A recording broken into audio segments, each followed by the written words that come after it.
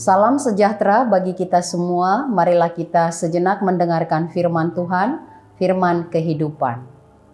Kasih karunia dan damai sejahtera dari Allah dan dari Tuhan Yesus Kristus menyertai kamu.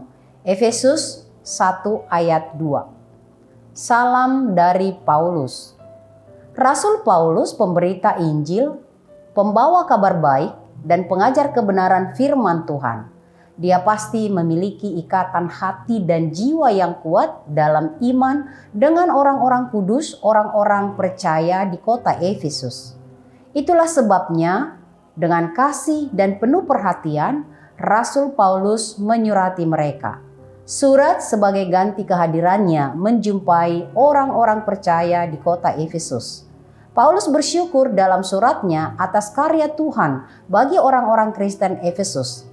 Selain itu juga dia menasehati, meneguhkan, mengingatkan dan menguatkan agar iman percaya kepada Yesus tetap teguh dan setia berpegang pada pengajaran kebenaran firman Tuhan yang telah diberitakannya. Berpegang pada kebenaran firman Tuhan menjadi kekuatan dan dasar mereka untuk menolak para pengajar palsu. Teguh menghidupi firman Tuhan dan berpegang kepada ajaran Tuhan sehingga tidak mudah diombang-ambingkan rupa-rupa pengajaran. Salam Rasul mengawali surat Paulus. Sapaan Paulus. Kasih karunia dan damai sejahtera dari Allah Bapa dan dari Yesus Kristus menyertai kamu. Salam dan sapaan di dalam iman kepada Yesus Kristus yang membuat kata-kata bermakna dan menghidupkan, semangat dan percaya, penuh kasih dan kebaikan. Dan ini mendorong dengan hormat dan taat kepada Tuhan. Karunia Allah ada bagi setiap orang percaya, membuat setiap orang percaya setia dan taat. Damai sejahtera Allah menyertai. Damai sejahtera adalah dambaan kita semua. Allah mengetahui itu kebutuhan mendasar kita, maka Tuhan memberikannya kepada kita melalui kematiannya di kayu salib agar semua dosa, semua yang merusak, semua yang mengacaukan tidak lagi menguasai hati dan pikiran orang percaya. Percaya digerakkan oleh damai sejahtera dari Allah dan dari Yesus Kristus Tuhan kita. Damai sejahtera Tuhan ada menyertai kita. Artinya Ia hadir dalam semua gumul dan juang kita hari demi hari.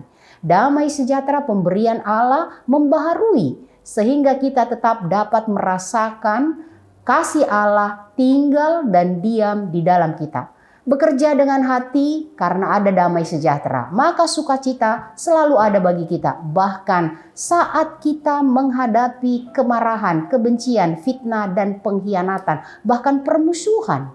Damai sejahtera dari Allah itu sungguh sangat kita perlukan menghadapi setiap hal di dalam kehidupan kita. Karena itu Tuhan Yesus juga katakan, berbahagialah mereka yang membawa damai, karena mereka disebut anak-anak Allah. Kasih karunia dan damai sejahtera Tuhan sudah diberikan kepada kita.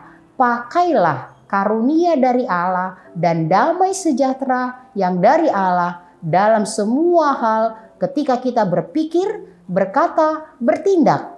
Pikirkan damai, katakan damai, lakukan damai. Amin. Kita berdoa. Terima kasih Tuhan Allah, kami sudah mendengarkan firman-Mu. Biarlah kasih karunia yang daripadamu dan damai sejahtera selalu ada menyertai kami di dalam seluruh perjalanan kehidupan kami. Biarlah kasih karuniamu sungguh kami pakai untuk memuliakan namamu. Dan damai sejahteramu tinggal di dalam kami sehingga hari-hari kami lalui dengan penuh sukacita. Damai sejahteramu itu menguatkan kami, bahkan ketika kami harus menghadapi hal-hal sulit di dalam kehidupan kami. Ketika kami harus menghadapi kemarahan, kebencian, permusuhan. Biarlah damai sejahteramu itu menguasai hati kami semua. Sehingga hidup kami, hidup yang sudah sungguh-sungguh ditebus dan diselamatkan oleh darah-Mu yang kudus. Terima kasih Tuhan Allah, biarlah kami meyakini sepenuhnya kasih karunia-Mu, damai sejahtera-Mu adalah milik kami yang sudah Kau berikan kepada kami, dan hidup kami hidup yang ada di dalam damai-Mu. Dengarkanlah Tuhan doa kami karena kasih setia-Mu kepada kami.